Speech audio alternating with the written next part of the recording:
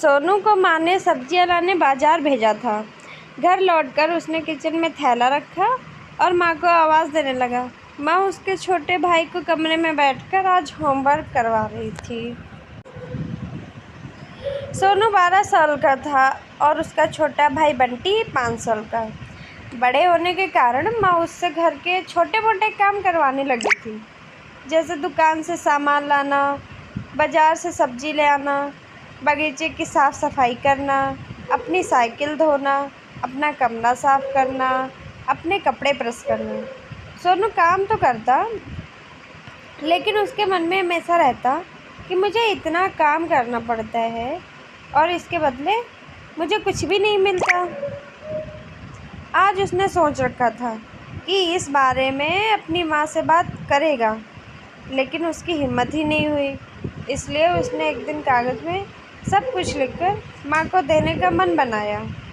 कुछ देर बाद वह कागज़ लेकर कमरे में गया, जहाँ उसकी माँ बंटी को होमवर्क करवा रही थी। उसने चुपचाप कागज़ माँ के सामने बढ़ा दिया और माँ के कागज़ लेते ही कमरे से बाहर चला गया। माँ कागज़ पढ़ने लगी। उसमें लिखा था, माँ, मैंने इस सप्ताह जो भी काम किया उसका हिसाब इस कागज़ में लिख रहा हूँ। बाज़ार से सब्ज़ी लाने के 50 रुपये, बगीचे की साफ़ सफाई के 20 रुपये और कपड़े प्रेस करने के 10 रुपये, साइकिल धुलने के 5, अलमारी सेट करने के 5 रुपये। कुल हिसाब मुझे 90 रुपये के जो भी पैसे बने हैं वो पॉकेट मनी के रूप में चाहिए।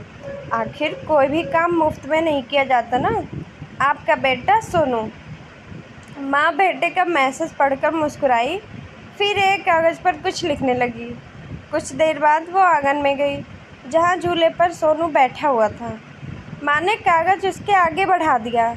सोनू ने कागज़ लिया और पढ़ने लगा। कागज़ में लिखा था, बेटा, तुमने आज अपना हिसाब दे दिया, अब मेरी बारी है। ये मेरा हिसाब।